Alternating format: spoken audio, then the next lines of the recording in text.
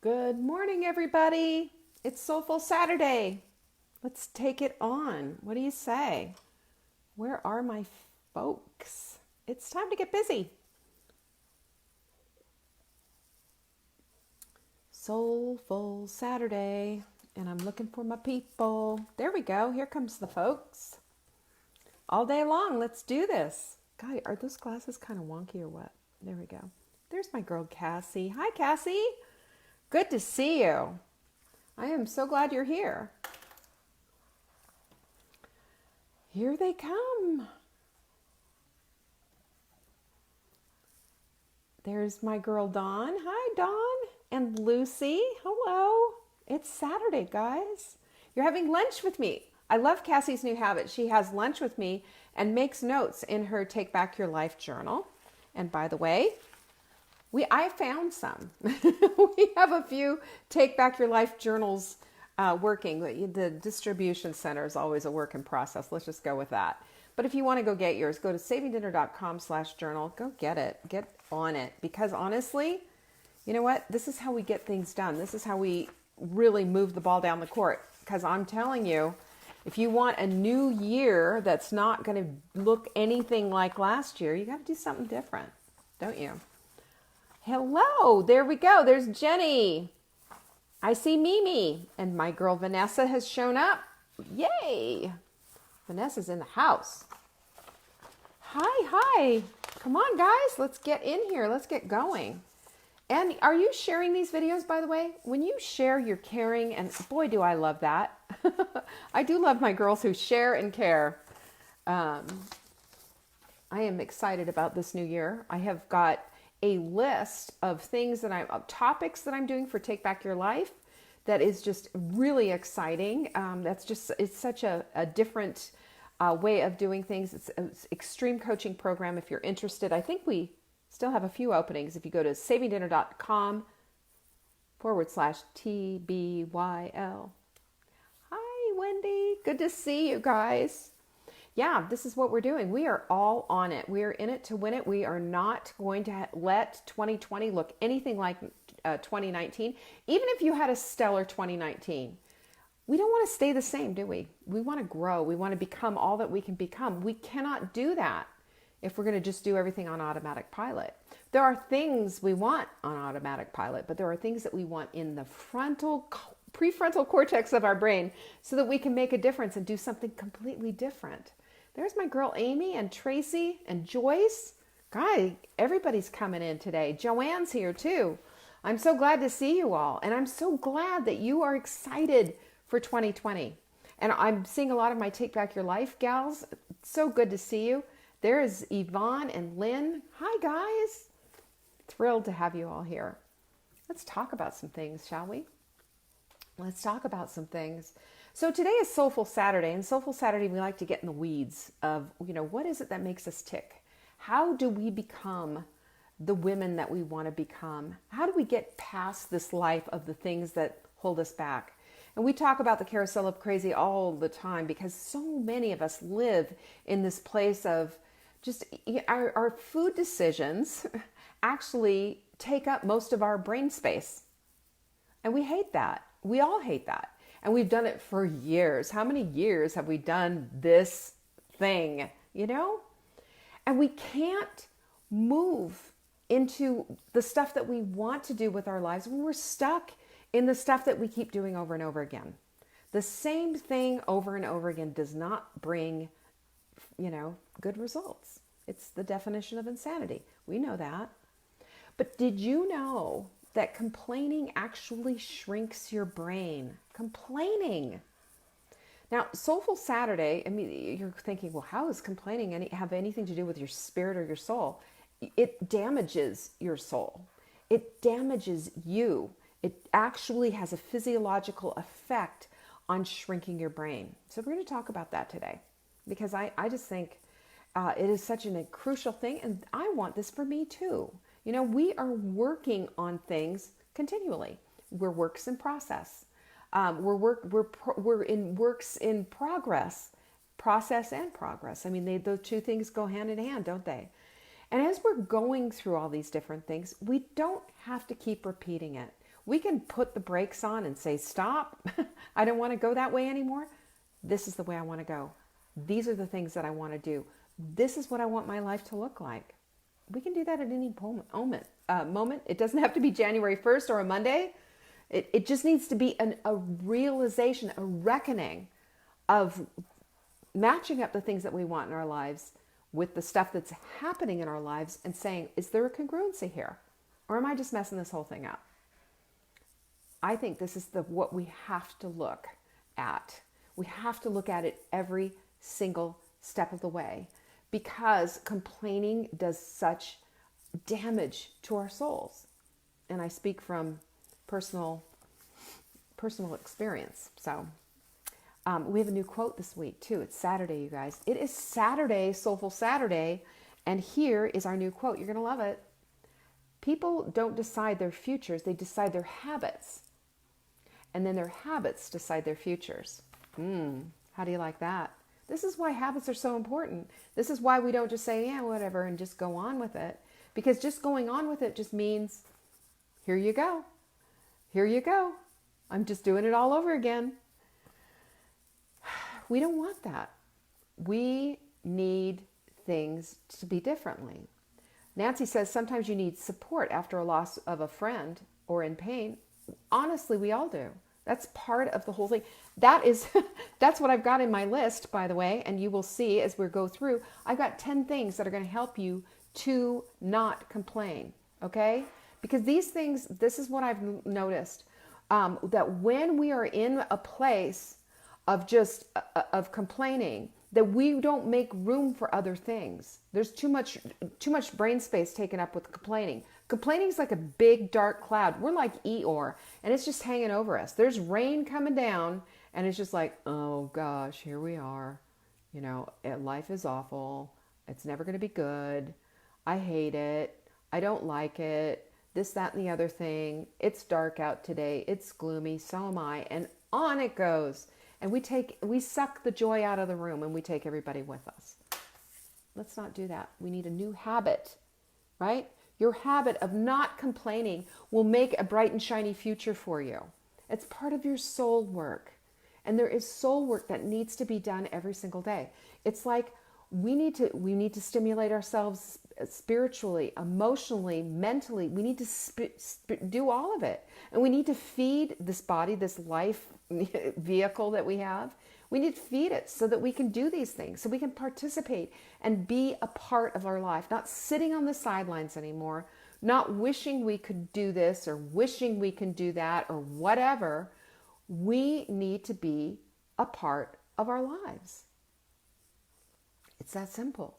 And if we're not a part of our lives and we're on the sidelines and we're complaining and not doing a thing about it, who's hurting who? We're hurting ourselves. We're taking ourselves down, and we're believing a lie that's not true. We're believing a lie that's not true. The truth about it is we haven't made the decision to go forward. We haven't made the decision to have the future in our own hands and to take responsibility 100%. So we're going to go through all of my little things that I have for you. These are things that I'm looking at because, you know, I sit down at the end of the year and start going through where am I? Where do I need to be? I need to be in the place of being more of an encourager. I need to be less harsh. I need to be more kind. I need to be less complaining. I need to stop and pull the plug out of the things that I don't like. I want to be known as the person who she's an encourager. She's a supporter. What are they going to say about me when I'm gone? And I'm looking at that not so that I can be all great and wonderful and perfect in every way like Mary Poppins. No, but I look at it because, you know, excellence is our goal. Always. Excellence is our goal. Perfection is not this side of paradise. It's not. Perfection is paralysis, is really what it is, because we can't do it. But we can do excellent. And excellent just means turning it up a little bit every day. I like that. I like that because it's something I can do. I like that because then it becomes less of a burden and more of a goal, more of a, I can do that, a little bit more, I can do that. Do you love that?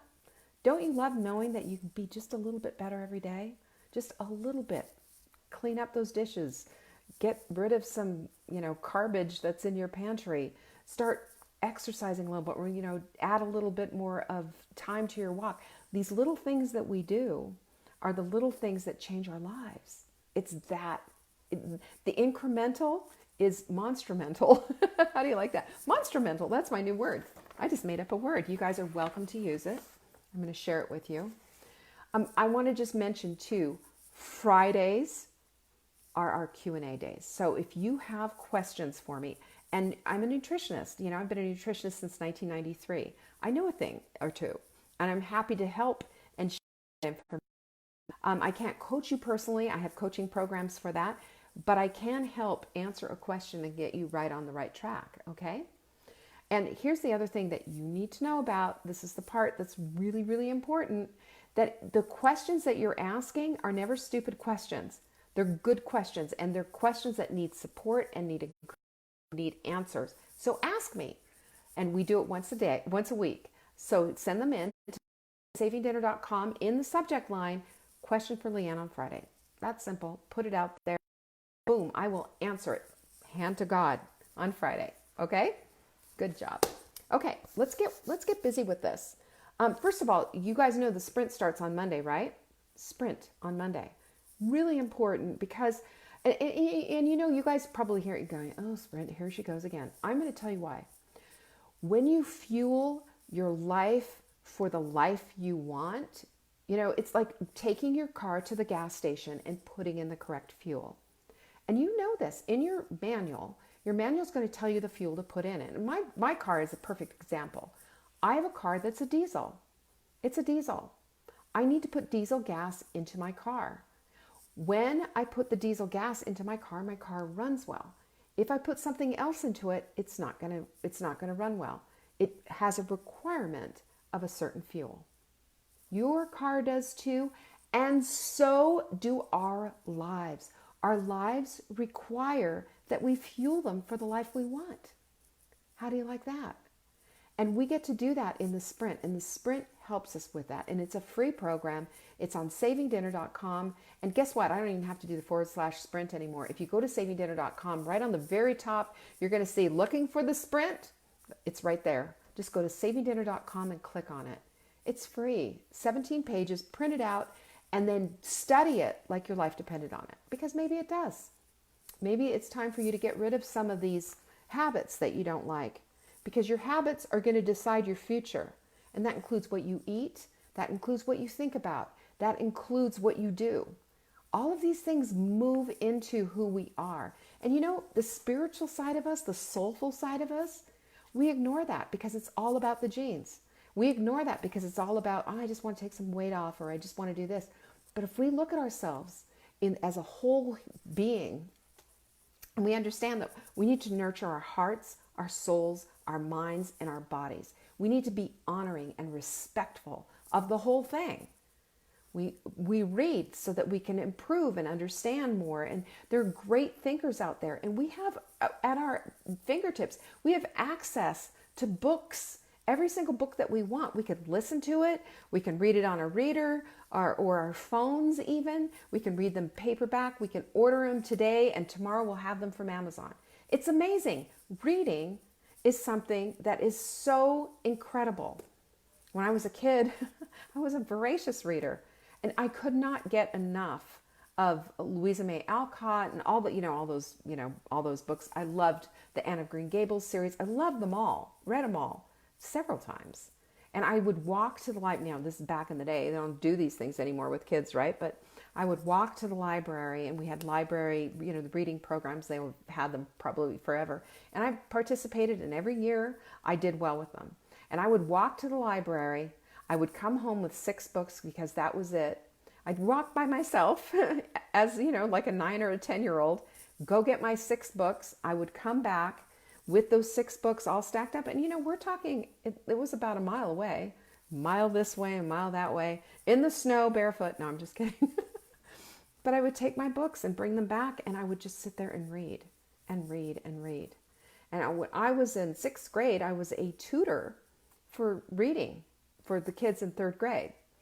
Funny, nowadays they have like all these specialists, but back then they would take the good readers and bring them in to help tutor the kids. And at that time, I remember in my heart that I loved teaching. And I loved teaching, kids, and I loved seeing them get it. And it hasn't changed. I still love teaching and coaching and having people get it and grasp the concept. But reading is a way to open your mind and to expand your understanding of things and to become so well-rounded and well-read. I remember when I was in 6th grade too, my vocabulary was off the hook. Why? I was reading. It wasn't because we had vocabulary tests in school or anything, but I was a reader. So I'm saying, yes, I did. I loved Joe's Boys. I loved all of them. I read them all. Mimi says she loves the smell of old books. So do I. I don't know what it is, but it has that musty whatever. And when I go into a used bookstore, love it. I used to go to libraries. When I was homeschooling my kids, we used to go to library sales. And it was fantastic because these library sales were amazing. They'd be getting rid of all these wonderful books. And of course, I can't remember off the top of my head, like the landmark books, which were all biographies. And I bought them all. And this is what my kids did for history. They would learn the biography. We had a timeline on the wall, and we filled all of these things in. Because we have a tendency to just look at things, just little sections, right? Little sections like, okay, so this is the Revolutionary War. Well, guess what? During the Revolutionary War, there were other things going on in the world. And so that's what, I brought my kids along to see, like, during the Revolutionary War, this is what was going on in England, besides the war, and this is what was going on in this, and this is so we had kind of a good scope of everything that was going on with everything. So anyway, I just thought it was such, it was a great way to have a bigger concept of what it was, but opening your mind. And you know what I found too?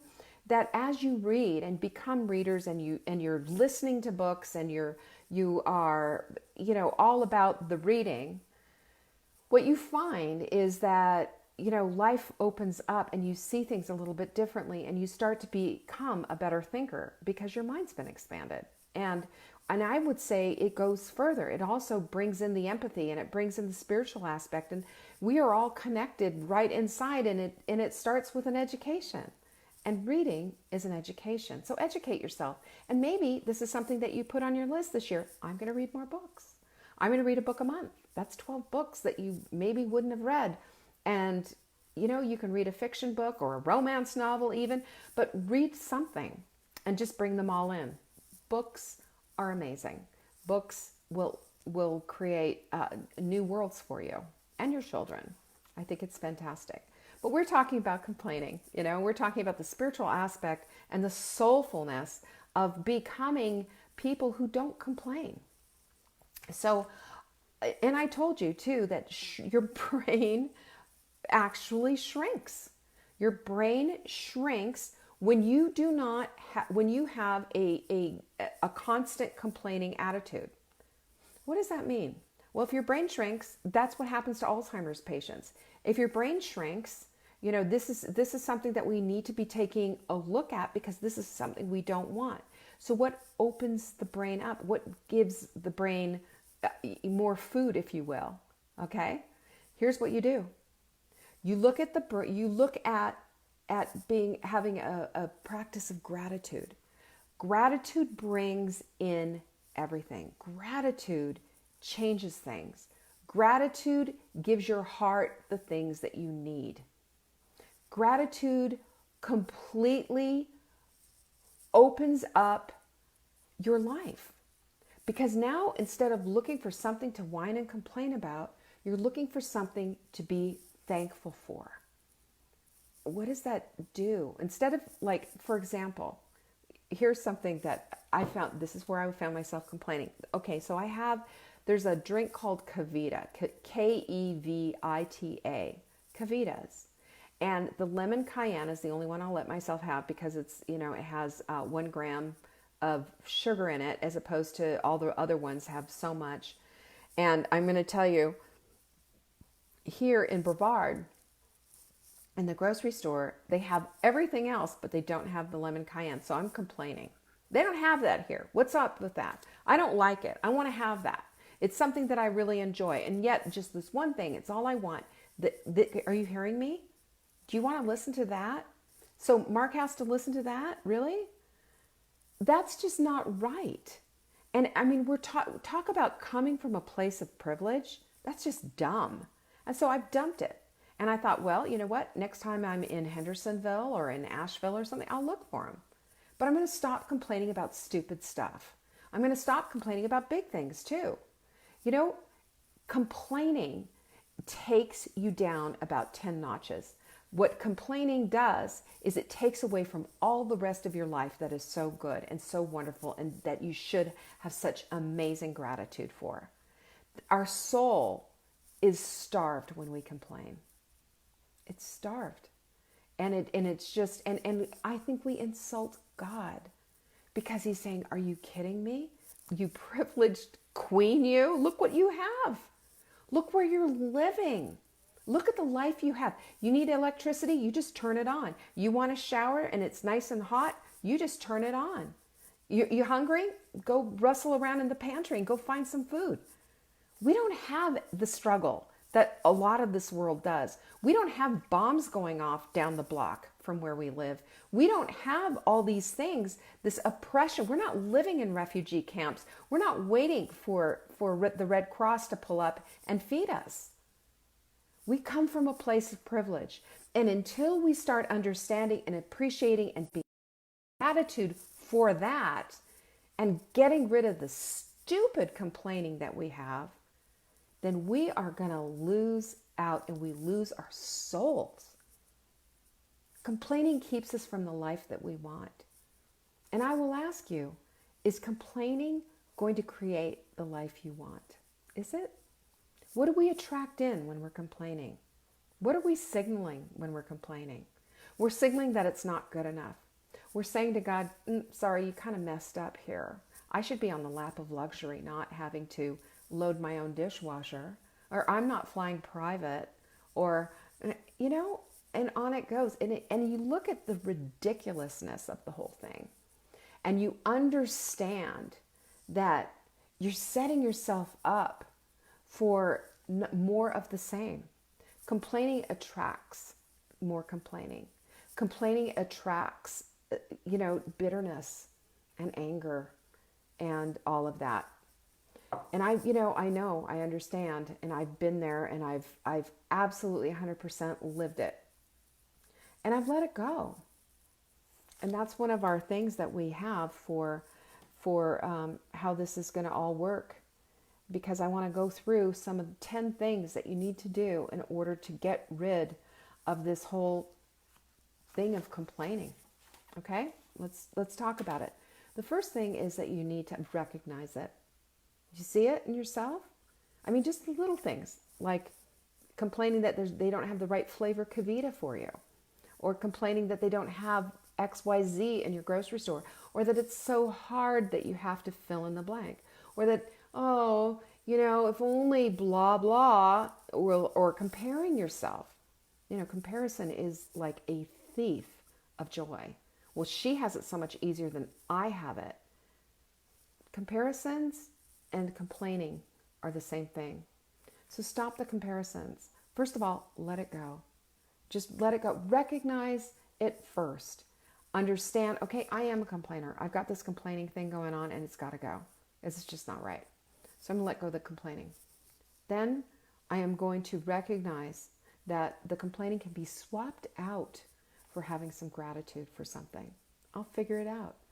You know what? So for me, with this Kavita, I'll just find it next time I'm up in Asheville.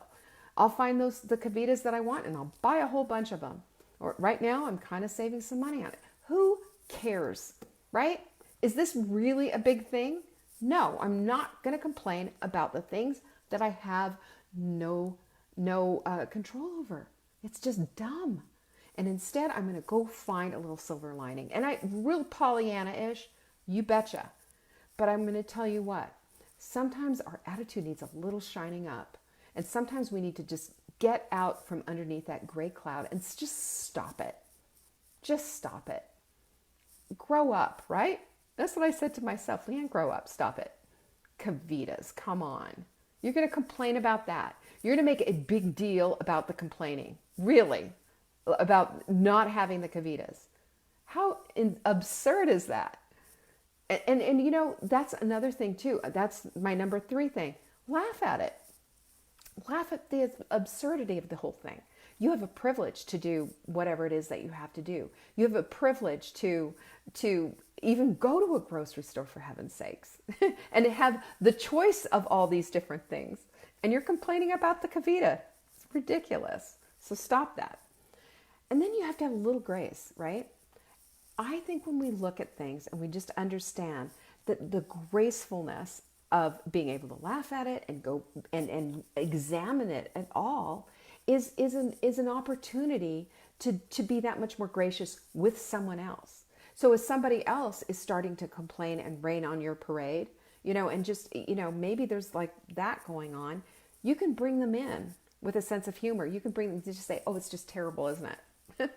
And start laughing and bring them in. Maybe you live with a complainer, but you can also buffer the complaints with something that's a big gratitude thing. You can. We have to have so much grace for ourselves and so much grace for those who live around us, and offer up something other than more complaining. Because complaining will suck you dry, leave you with nothing, scraps. I want you to eat off the buffet table of the bounty, the abundance of what life has to offer. You can't do that if you're on the floor with the dogs eating the scraps. That's what complaining is. They're scraps. It's not true life. It's scraps. You need flexibility in your life. Do you know, blessed are the flexible because they will not be broken. Blessed are the flexible. So if you walk, let's say you have an appointment, and you go to the appointment and you go to the doctor's office. This is a good one because I've done this before. You go to the doctor's office, you're sitting there in the waiting room waiting 45 minutes. Well, the doctor's all backed up, happen, but you let him have it as soon as he walks in the door. Well, maybe what you ought to do instead is saying, gosh, you know, it's been 45 minutes. I sure hope everybody's okay and that there wasn't, you know, you didn't have any emergencies or anything like that. Graciousness enters in, flexibility enters in. And for heaven's sakes, take something with you. Take something with you that you can keep yourself busy, crochet or whatever, needlework, whatever it is that you do. Do something on your phone. Have some thank you notes. Keep a purse or a bag. If you know you're going to go to a place where there's waiting involved and it's been a problem in the past, do something else so it keeps you occupied without you sitting there just, you know, scrunching your face up and just going, boom, boom, boom. I'm going to let him have it as soon as he comes in. We can't live like that. And we also can, you know, set things up so that it doesn't have to be that way. It doesn't mean we have to accept it 100%. So here's something that I did, because every time, this is my thyroid doctor in Charlotte way back in the day when I was going and seeing this guy. And I finally decided, you know, it's just my appointments would be 2 or 3 o'clock and he'd get backed up. And so I would be like sitting there and I'm like, even though I had all my stuff with me, I finally just said to the receptionist, I said, so when is the best time to come in so that I'm not going to be waiting? You know, that's when I want to set up my appointment, even if it's a week out or whatever, because I would be going in quarterly. And I would set it up way in advance. And so she said, oh, you know what? The best time to come is right after lunch. So if we give you a 2 o'clock appointment as opposed to the 3 or the 4 or the whatever it was that I had, that would be better for him and he'll be seen right away. And I said, done. And that's what I did. And I got there a little bit early so that I would be the first one on the 1 o'clock thing. There's things you can do. We don't have to be held hostage by this whole thing. We can read, we can do things, we can whatever, and we can also set it up so that it's going to accommodate us just a little bit better. We also have to be mindful. You know, mindfulness is one of the biggest gifts that we have. We have the ability to think in complex terms. That doesn't mean we need to multitask. That doesn't mean we need to make it really hard on ourselves. That just means that we need to recognize a habit. And that's basically what complaining is, isn't it? Recognize a habit and the toxicity in that habit and how it has been affecting us and really trickling down into other areas of our lives. So if we can see this, we can recognize it, we can flip it. We can flip it. I'm not going to be a complainer. I am going to be somebody who is full of gratitude. It goes into your affirmations, into your I am statements. And as it comes up, and as you're not living just like, automatic pilot anymore, as it comes up, you're going to say, oh, there it is again. I'm not doing that. And I would even go a step further. If you are complaining to somebody else and you're saying, well, blah, blah, blah, blah, blah, then I would say, once you recognize it and just say, you know what, I'm sorry. I didn't mean to do that. I was complaining about this, but instead what I want to do is say this.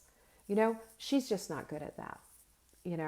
She's just, this is not her strength. You know what she's really good at is this, especially if it starts to roll into gossip, because gossip is toxic on steroids, is it not? You sit there and yip yap about somebody else, and it's basically reflecting back onto you. So let's not do that. I mean, listen, we all complain about something. But it's taking up valuable energy that you could be using to steer the ship in the way that you want to go. It can get you something so much better. Gratitude is so much better than complaining. And then take responsibility for it. As we take responsibility and say, yeah, I've got this habit of complaining. Talk to your body clutter buddy about it and say, I've been complaining. I want to flip that. And instead of doing that, I want to see, how can I be really mindful of this? How can I flip this a little bit and do something instead? What can I do instead? And even if you can't figure out what to do instead, I bet your body clutter buddy can help you. And you know what happens? We are forest through the trees people. And when we want to see a tree, we don't see it. So maybe somebody else will in your life. And maybe you offer permission for somebody to call you out in a kind way, but sometimes you might not see it. But mindfulness really brings this whole concept into being, because you're no longer just like off the cuff, you're not exhausted anymore. Complaining makes you tired. Complaining makes you tired because it just sucks your soul right out. Like I said, it's scraps. It's dried crusts. It's just not helpful. And it's harmful. And it's breathing out toxicity and sucking joy out of the room. Think about that. And it's interesting because, and I'm sorry, I forgot who said it, but sometimes you need support. If you're feeling down, if you're feeling bad, rather than just complaining, oh, nobody loves me, nobody talks to me, I'm all alone, this, that, and the other thing. Well, Marla says it, if you want a friend, you need to be a friend. So get out there and do something. Do something lovely. Do something wonderful. Stir the pot. Forget this over here and do this over here.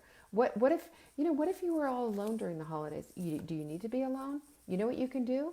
You can go next time. You can go and you can volunteer at a soup kitchen, and be of good use, and be of value and help.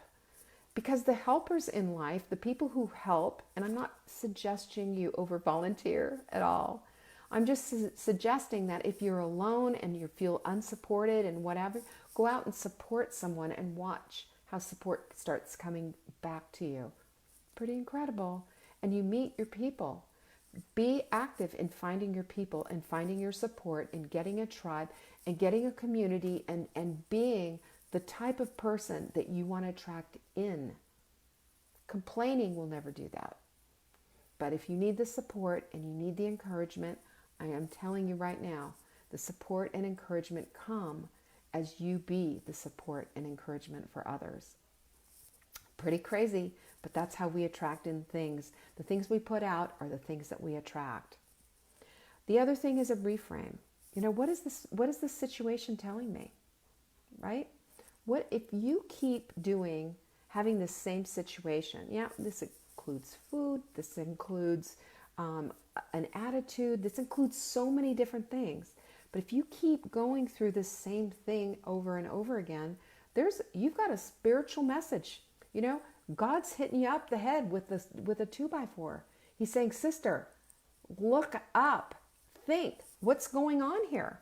You're repeating the same thing over and over again because you haven't taken the time to learn your lesson. Trisha just said, my constant complaining almost destroyed my marriage. I understand that. It's toxic. Complaining has nothing to do with who you want to be. Complaining will never create the life you want to lead. Think about that.